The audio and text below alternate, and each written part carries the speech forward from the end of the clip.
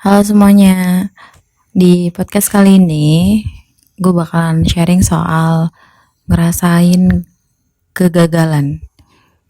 Mungkin dari teman-teman semua atau gue sendiri juga dulu sering banget ngerasain apa-apa tuh gagal dan kayak susah banget buat move on gitu. Nah, kali ini gue pengen sharing soal ini nih, ngalamin kegagalan dalam hidup. Kalau kita lihat dalam KBBI, gagal tuh artinya nggak berhasil, ya nggak berhasil itu nggak tercapai gitu. Which means keinginan menjadi juara. Example. Ngomongin soal gagal itu kayak sebuah penyakit gitu buat semua orang.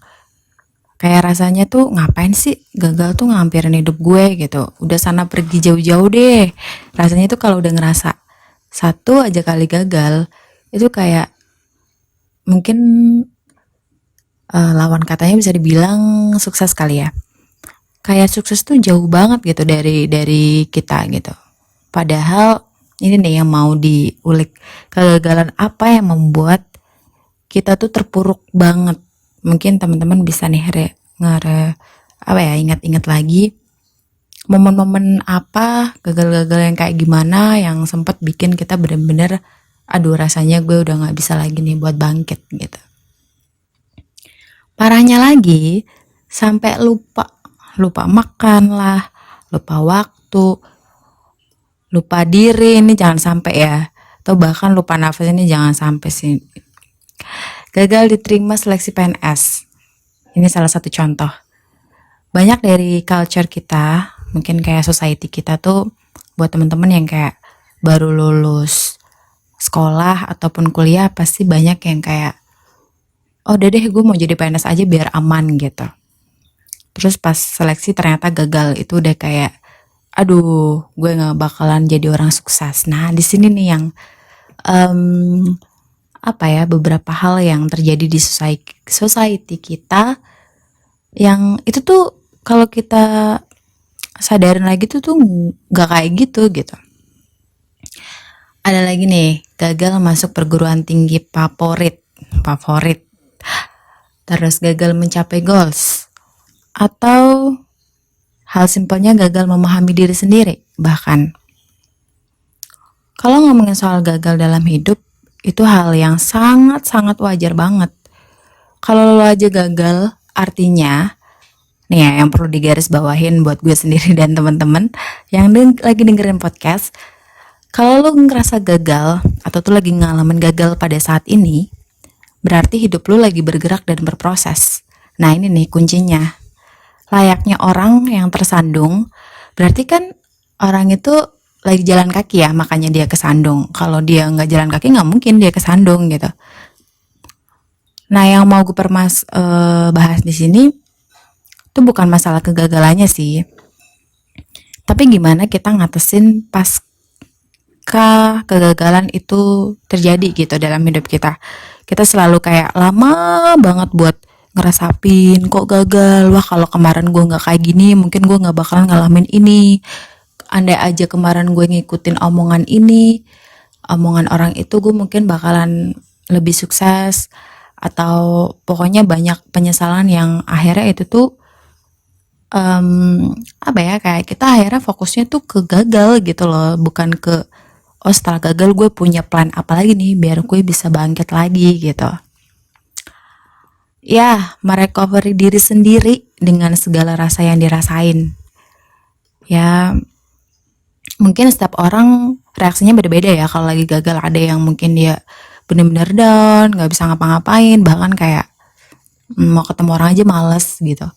Tapi dari situ kita mencoba untuk memahami diri sendiri bahwa ini tuh bukan akhir dari hidup gue gitu kan. Ya rasa sakit atas kegagalan yang kita terima itu memang bukan hal mudah dan gak semua orang juga bisa ngelaluin dengan mudah juga. Ya gue tahu sih, ya, gue juga pernah ngalamin hal ini. Tapi di sini yang pengen gue sharingin ke diri gue sendiri dan ke teman-teman yang lagi dengar podcast ini adalah gagal itu bukan gini. andai kata kita tuh bukan meninggal gitu, bukan akhir dari segalanya. Jadi gagal itu adalah sebuah proses. Nah, sekarang kita coba flashback yuk. When you make a decision for something you have to do at the same time, lu juga harus disiap dengan konsekuensinya gitu. Kalau kita semisal, gue tahun ini mau daftar kuliah deh di sekolahan favorit, konsekuensinya ada dua, yaitu lo diterima atau lo gagal. Setidaknya lo udah tahu lah ya. Pas lo gagal, ya lo udah tahu kalau lo gagal. Lo cuman perlu apa yang harus gue lakukan setelah gue gagal gitu. Lo mau mencoba untuk ikut tes lagi atau lo mau banting setir ke hal yang lain kayak gitu. Entah lo mau jadi pengusaha dulu kek atau lo mau daftar di kampus lain. Itu salah satu contoh aja sih guys. And then udah hukum alam sih, setiap keputusan pasti ada aja resikonya. Itu tuh udah kayak berdampingan gitu. Ketika kita udah mulai memutuskan sesuatu, si konsekuensi ini kayak udah ada di sampingnya gitu. Tinggal kita nanti waktu ya yang bakal ngasih tahu kayak, oh ternyata gue belum berhasil di ini, ternyata gue berhasil di ini, kayak gitu. Ya sederhananya tuh kalau lo nggak berhasil ya gagal, udah gitu aja. Meskipun secara biologis kita tuh sebenarnya adalah winner. Ya kita lihat aja waktu kita belum jadi kita gitu ya. Kita tuh sebenarnya sudah menjadi seorang pemenang di antara sekian juta yang menjadi calon bayi ya, kalau semisal itu tuh kita ngomongin soal menjadi zigot lalu berkembang menjadi embrio dan jadilah janin lalu terlahir sebagai manusia, yaitu kita sendiri. Kalau kita aja dulu sudah mengalami menjadi seorang yang pemenang, kenapa ketika kita ngejalanin hidup itu nggak dijadikan bahwa oh ketika gue mencoba melakukan hal ini dan gue belum berhasil berarti gue masih punya kesempatan untuk menang di tempat lain kayak gitu. Lantas apakah saat menjadi manusia kita akan selalu dihadapkan dengan keberhasilan? Gini ya, kalau kita ngomongin soal keberhasilan ini adalah sebuah proses yang panjang. Kalau kita ngomongin selalu, ya of course not lah.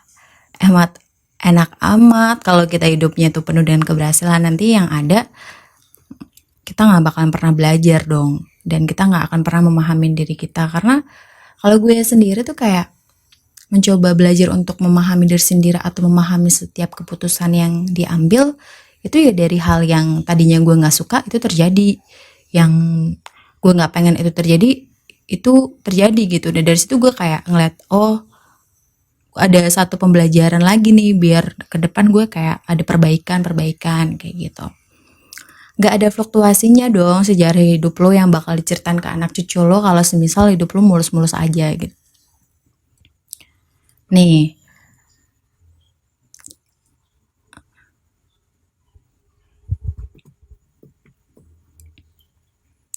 oke. As I said before, yang akan gue tekanin di sini adalah how to recover your pilot. The first thing is you have been already with all rights to face you. Jadi kayak bener-bener sekarang kita oke, sekarang gue tahu kalau gue gagal soal ini, gue udah siap untuk recovery lagi, buat bangkit lagi, buat ngelakuin hal baru lagi, buat map planning gue lagi ke depan kayak gitu. Gue yakin di sini udah pada tahu kan logo. Gue mau cerita sedikit nih kisah sukses yang gue pikir itu legend banget sih ceritanya, yang logo kakek tua berkacamata yang bertengger di mana-mana itu loh. Ya, kalian pasti tahu lah itu dari brand apa. Ya bener banget, itu tuh KFC. Kita mungkin teman-teman bisa banget nih searching kisahnya tuh kayak gimana, bukan bertahun-tahun sih, bahkan puluhan tahun ya, sampai benar-benar brand itu tuh berhasil ini di bidang usaha. Dan yang terpenting lo tuh harus terima gitu apapun yang terjadi dalam hidup lo.